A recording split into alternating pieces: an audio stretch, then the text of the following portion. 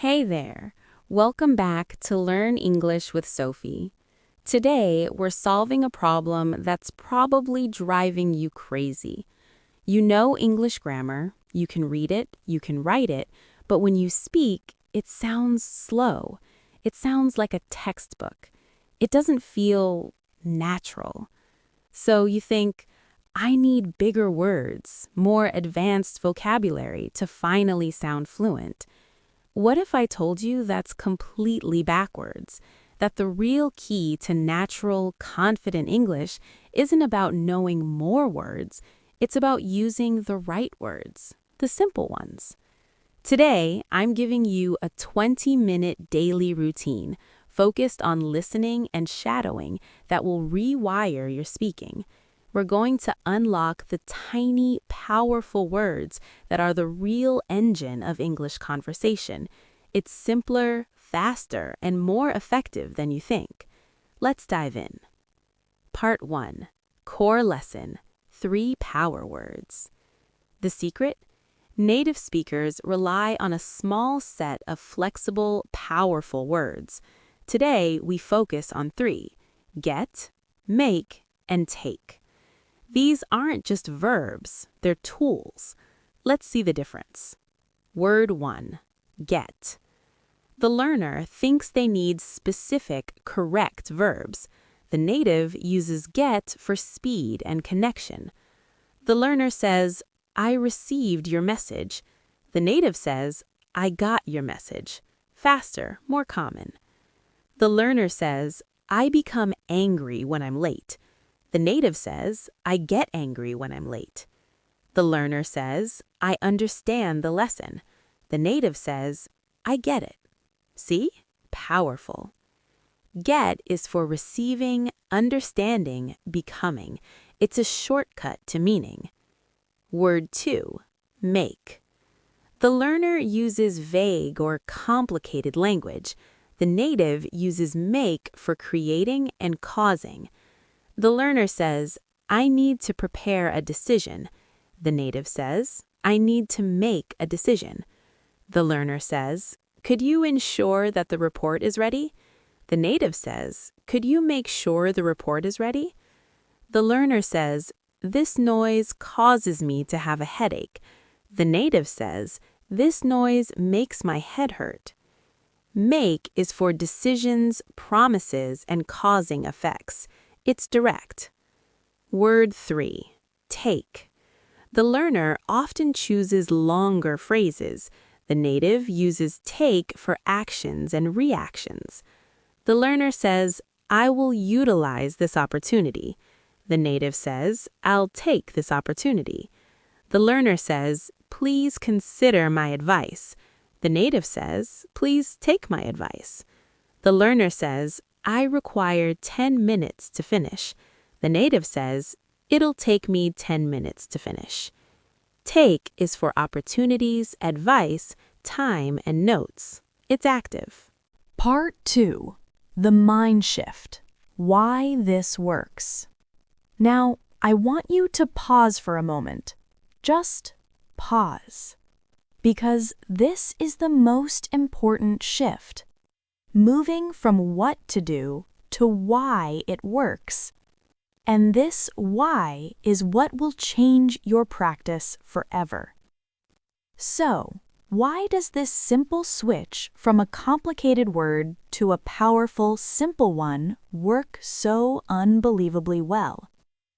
It comes down to 2 things, 2 forces working together in your mind. First, brain science. Let's talk about how your brain actually processes language when you speak. Your brain doesn't love building brand new sentences from scratch every single time. That's slow, hard work. What your brain loves are patterns, chunks of language it can grab and use instantly. Think of it like this. A complex, unique sentence is like giving your brain a complicated recipe it has to read and follow step by step every single time. It's slow, it's tiring. But a phrase like get a message make a decision, take a break, these are not separate words to your brain anymore. They're a pattern, a single unit of meaning. Your brain has stored this entire chunk. It can access it instantly, like clicking a shortcut on your computer. One click and the whole program runs. This is what gives you that native-like speed. You're not constructing, you're recalling, and that is a game changer. Second, and this is just as important, psychology, the feeling.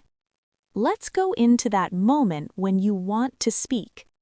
When you're trying to construct that perfect, impressive sentence to show how much you know, what happens? You overthink, you search for the right word, you hesitate. In that moment of hesitation, doubt creeps in. Your confidence drops. You might even stop talking. But now, imagine the opposite. You need to express an idea, and you have a simple, powerful pattern you know is 100% correct. A pattern you've heard 1,000 times. You don't hesitate, you just speak. I need to make a decision. The words come out faster because you didn't have to think about them. You could focus on your idea, on the person you're talking to. You feel in control. That feeling? That's confidence. And confidence isn't just a result of fluency, it's the fuel for fluency. It makes you want to speak more. So, let's reframe how you see these words. Don't think of them as simple or basic or boring. Think of them not as simple, but as reliable engines. You don't drive across town by switching to a different, hyper-specialized car for every single block. That would be exhausting and impossible. No, you get in your one, powerful, versatile, reliable car, your daily driver, and it handles 80%, 90% of all your journeys. It starts every time, it gets you where you need to go efficiently and without stress. Get, make, take are those engines for your English. They are your daily drivers. They are powerful, they are versatile, and they are incredibly, incredibly reliable. Master these engines and you have mastered the mechanics of natural, everyday speech. This is the mind shift, from seeing simplicity as a weakness to recognizing it as your greatest, most powerful strength. Part 3. Confidence and application. This right here is how we build real confidence, not by trying to memorize the dictionary. That's a recipe for overwhelm, but by doing something much smarter and much more powerful, by mastering the core. Let me say that again, because it's everything. Real confidence doesn't come from how many words you know. It comes from how well you can use the words you have. When you deeply know these core patterns, when they live in your muscles, not just in your memory, you stop being a student translating in your head. You start being a speaker expressing your thoughts. And I need you to hear this. Repetition of these patterns isn't boring. It's natural. It's human. Think about it. In your own language, how many times do you say, "Hello, how are you? I think so. Let's go." Thousands of times. You don't get bored of them. They become invisible, automatic tools that let you focus on the person, on the conversation. Native English speakers do the exact same thing with phrases like get it, make sense, take care. They repeat these powerful, simple chunks every single day. That repetition is the sound of fluency. It's the sound of not having to think about the words, so you can think about the meaning. Now, let's see the full contrast. Let's look at the moment of frustration versus the moment of flow, the before and after. Imagine the learner. They're thinking hard. They want to sound professional, advanced. Their mind works overtime, searching for the perfect vocabulary. And what comes out is, I commenced my work early so I could finalize the project and subsequently take a period of rest.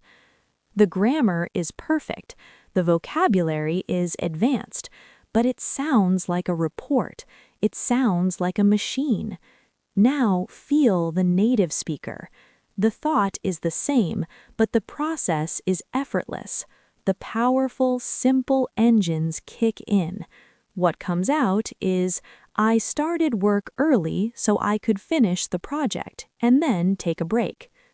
Ask yourself honestly, which one is clearer? Which one is faster to say and to understand? Which one would you actually hear in a real office, in a real conversation with a friend? The native version isn't worse English. It's not simple English. It's human English. It's clear, direct, and connects instantly. And let's be clear about your goal. Is your goal to write a perfect essay for a machine to grade, or is your goal to connect with humans, to share ideas, to build relationships, to be understood without effort? If it's the second one, and I know it is, then this is your path. You are learning to speak the way people actually speak. You are learning the language of connection. Part 4. Your call to action. So this brings us to your choice. The most important question you can ask yourself about your English today. Do you want to impress? Or do you want to connect? Trying to impress is an endless, exhausting race. You're always searching for a bigger word, a more complex structure, hoping it will prove your level. It leads to stress, hesitation, and sentences that feel like heavy costumes you're wearing, uncomfortable and not really you. But wanting to connect, that is a completely different goal. It's generous, it's clear, it's human. When you want to connect, your focus shifts from your own vocabulary to the other person's understanding. You choose clarity over complexity, ease over effort. And in doing that, something magical happens. You become not only more understandable, but also more confident. You become a better communicator. If you want to connect, and I truly believe that's why you're here, then the path is clear. Embrace simplicity. See it not as a limitation, but as your superpower. It is the key that unlocks natural speed and real confidence. And this is how you make it real. This is your 20-minute daily routine. Your training to rewire your speaking habit. Just 20 minutes, but it must be daily. Consistency is your best teacher. Step 1. Listen. 10 minutes. Find a podcast, a TV show clip, a YouTube vlog, anything where real people are having a real conversation at a level you can mostly follow. Here is the crucial shift. Your goal is not to understand every single word. Let that pressure go. Today, you have one mission. Be a detective for our power words. Listen only for get, make, and take. Tune your ears to them. How are they used? In what phrases do they appear? Get out of here. Make it happen. Take your time. Don't write. Just listen and notice. You are training your brain to recognize these patterns in the wild, at natural speed. Step 2, shadow, 10 minutes. Now we move from passive listening to active speaking. This is called shadowing. Replay a short segment of what you just listened to, maybe 30 seconds, and your job is to repeat exactly what you hear, like an echo. Copy the phrases with get, make, and take, word for word. Copy the sounds, the rhythm, the melody. Don't overthink the grammar. Don't analyze. Just repeat. Your goal here is not intellectual understanding, it's muscle memory. You are teaching your mouth, your tongue, your voice to produce these natural patterns automatically. Do this daily. This isn't just adding more words to your notebook. You are doing something much more profound. You are installing the operating system for natural English. Think of all those complex rules and vocabulary as apps. They're useful, but they need a system to run on. Get, make, take. These patterns are the operating system. Master this system, and every other app you learn will work better, faster, and more smoothly. The shift starts now, in your very next conversation. Stop trying to sound advanced. Start aiming to sound clear. Choose the simple, powerful engine word over the complicated one. Feel the difference in your own speed, in your own breath, in your own confidence. Remember, confidence comes from ease, not complexity. Thank you so much for watching and for committing to your journey. If this lesson unlocked something new for you, if it gave you a clearer, simpler path forward, then do me a favor, hit that like button. It truly helps.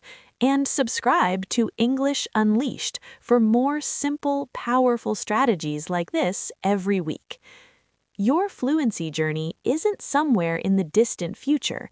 It's right here. It starts with your very next simple sentence. Keep it simple. Trust the process, and I will see you in the next one.